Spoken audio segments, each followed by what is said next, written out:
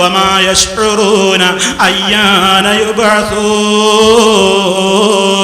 ഞാൻ വിശദീകരണത്തിലേക്ക് കടക്കുന്നില്ല, പലതവണ ഇവിടെ ആവർത്തിച്ചതാണ്. പറയൂ നബിയേ, ആകാശഭൂമികളിലുള്ള ആരും തന്നെ അദൃശ്യമറിയുകയില്ല കേട്ടോ, അല്ലാഹു ഒഴികെ. മാത്രമല്ല വമാ യശ്ഉറൂന, അവരറിയുന്നില്ല കേട്ടോ, അയ്യാന യുബഅസൂൻ, എപ്പോഴാണ് ഉയർത്തെഴുന്നേൽപ്പിക്കപ്പെടുക എന്ന് പോലും ഒരാൾക്കും അറിയില്ല കേട്ടോ. ഗൈബ് അല്ലാഹ്ക്ക് മാത്രമാണ് അറിവുള്ളത്.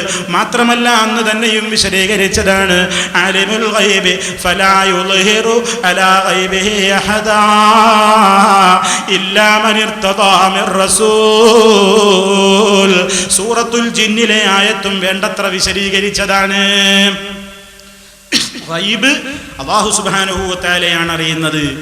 അവന്റെ അദൃശ്യജ്ഞാനത്തിൽ നിന്ന് അവൻ വെളിപ്പെടുത്തി കൊടുക്കുന്നതല്ല ഒരാൾക്കും തന്നെ. ഇല്ലാ മൻ ഇർതദാ മിർ റസൂൽ, റസൂലിൽ നിന്ന് അല്ലാഹു സുബ്ഹാനഹു വ തആല അതാ അവൻ തൃപ്തിപ്പെട്ടവർക്ക് അവൻ കൃത്യമായി തന്നെ ആ കാര്യങ്ങൾ അറിയിച്ചു കൊടുക്കുന്നു. അതല്ലാതെ അല്ലാഹു അറിയിച്ചു കൊടുക്കുന്നതല്ലാതെ അമ്പിയാക്കൾക്ക് പോലും എല്ലാ മറഞ്ഞ കാര്യങ്ങളും അറിയാനുള്ള ഒരു സിദ്ധി വിശേഷമില്ല. അല്ലാഹു അവൻ ഉദ്ദേശിക്കുന്നത് അറിയിച്ചു കൊടുക്കുമ്പോൾ അവരറിയുന്നു, അല്ലെങ്കിൽ അറിയിച്ചു കൊടുക്കുന്നില്ലെങ്കിൽ അവരും സാധാരണക്കാരെ പോലെ തന്നെ ആ കാര്യം അവരും അറിയുന്നില്ല. ഇതൊക്കെ ധാരാളം സംഭവങ്ങൾ എടുത്തുകൊണ്ട് ഉദ്ധരിച്ചതാണ്. മഹാന്മാരായ അമ്പിയാക്കളുടെ ചരിത്രം കഴിഞ്ഞ പ്രസംഗത്തിൽ പലവരും നമ്മൾ പറഞ്ഞതാണ്. ഇബ്രാഹിം അലൈഹിസ്സലാമിന്റെ വീട്ടിലേക്ക് അതിഥികളായിക്കൊണ്ട് മലക്കുകൾ വേഷം മാറി വന്ന സംഭവം പറഞ്ഞിട്ടുണ്ട്. ഇബ്രാഹിം നബി അലൈഹിസ്സലാമിന്റെ ചരിത്രം നമ്മൾ ഇവിടെ തന്നെ പറഞ്ഞിട്ടില്ലേ? മഹാനായ ഖലീലുള്ളയുടെ അടുത്തേക്ക് ദാ അതിഥികൾ കയറി വരുന്നു. മനുഷ്യവേഷത്തിലാണ്. മനുഷ്യവേഷത്തിൽ കയറി വന്നപ്പോ ഇബ്രാഹിം അലൈഹിസ്സലാം അല്ലാഹുവിന്റെ ഖലീലല്ലേ, അറിഞ്ഞോ ഈ വന്നത് മലക്കുകളാണ്, വേഷം മാറി വന്നതാണെന്ന് അറിഞ്ഞില്ല.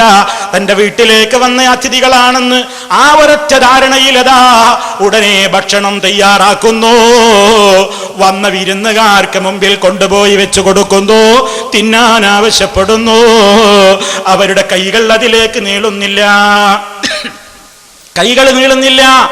അപ്പോഴാണ് ഇബ്രാഹിം അലൈഹിസ്സലാം ഭയത്തോടുകൂടെ ചോദിക്കുകയാണ്, എന്താ നിങ്ങൾ തിന്നാത്തത്?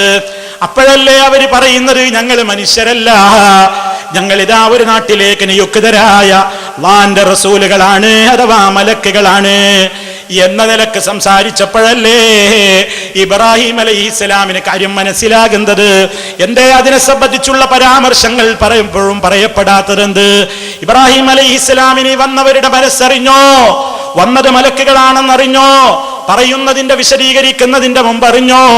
മുസ്ലിയാർ ഇവിടെ അതിനെപ്പറ്റി കാമ എന്ന് മിണ്ടിയിട്ടില്ല. മാത്രമല്ല മഹാനായ നബി കരീം സല്ലല്ലാഹു അലൈഹി വസല്ലമിന്റെ പ്രിയപ്പെട്ട ഭാര്യ നമ്മുടെ